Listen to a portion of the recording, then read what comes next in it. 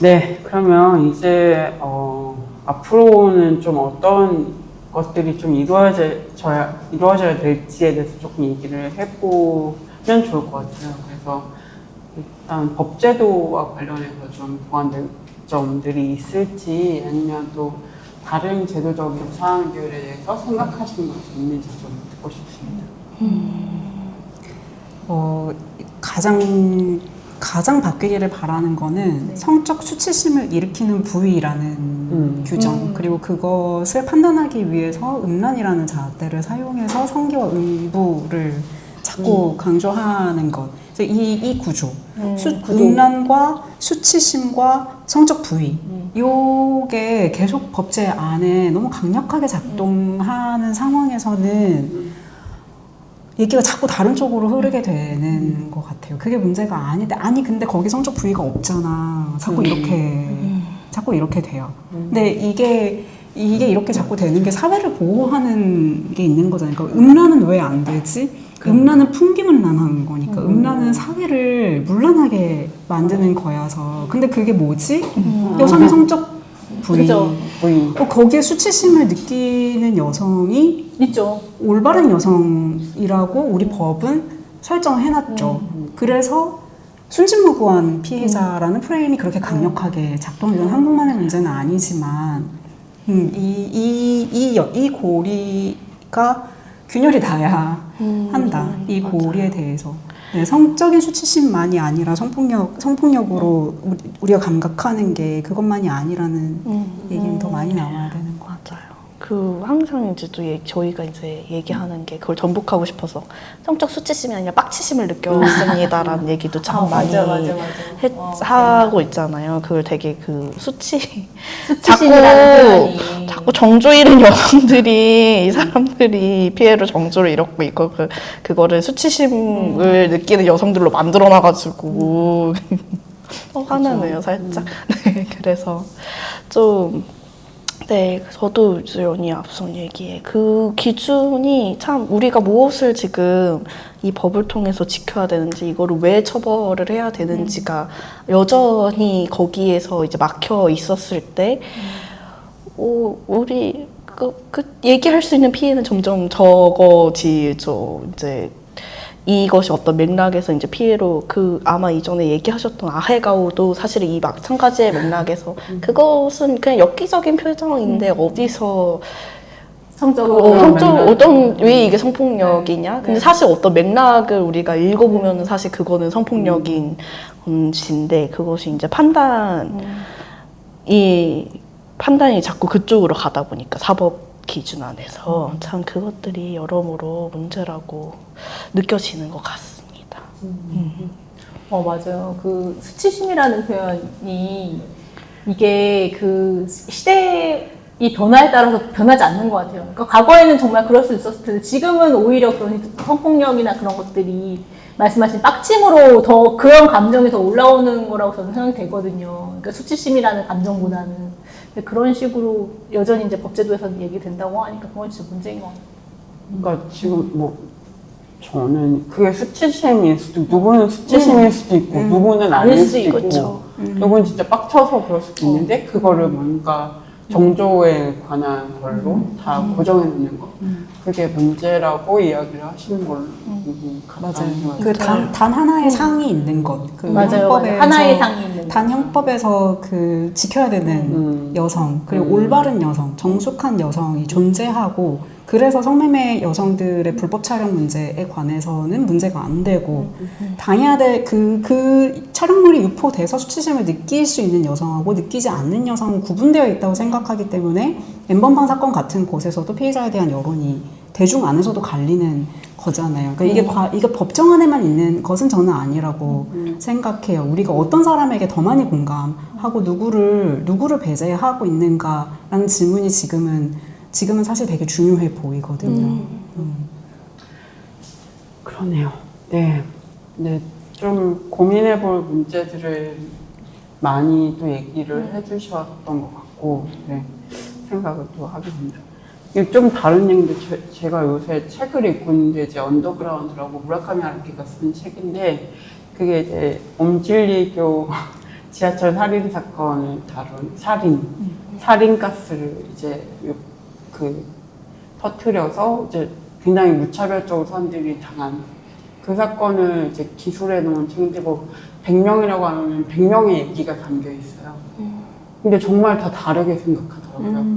그게 되게 저도 이 비슷하지만 조금 다른 그걸 읽으면서 아 이게 정말 하나로 정형화될 수 없는 내가 피해를 받았다고 생각하지 않는 사람도 있고 거기 있었던 것 자체가 폭력이라고 생각하는 사람도 있고 이걸 좀 읽으면서 저도 겹쳐서 좀 생각하게 되는 것도 있는데 그러니까 정말 다양한 그 사람들의 맥락이 있을 수 있다는 거를 좀 우리가 알아야 되구나. 잊지 말아야 될 것 같아요.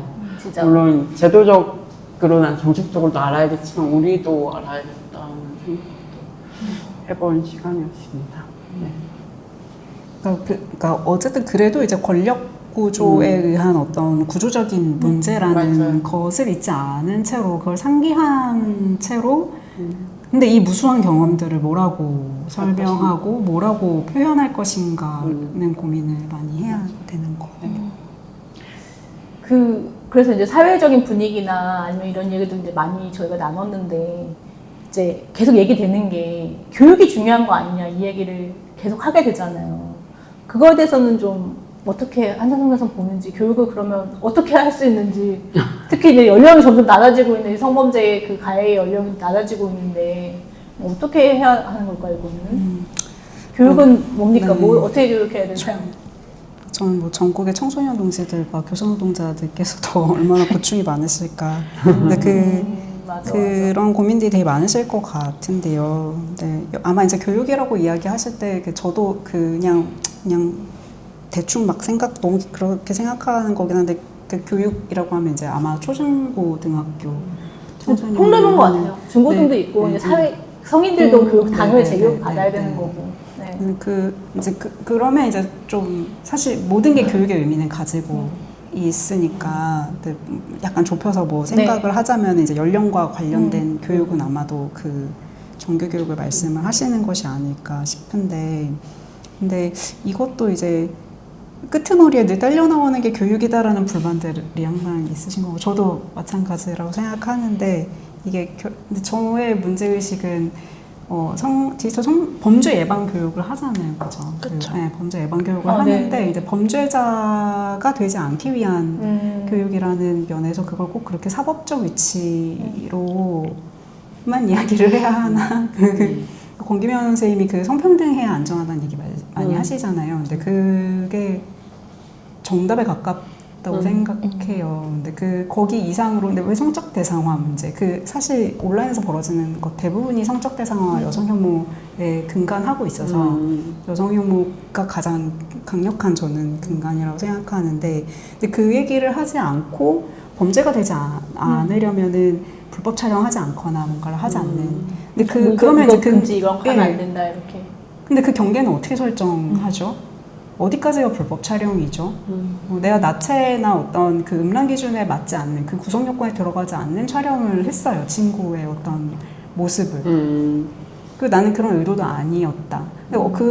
근데 그런 그 경계를 이제 어떻게 그리고 그런 논의는 지금 가능한 상황인 건지 지금처럼 강력한 처벌이 이루어지는 그 학교 안에서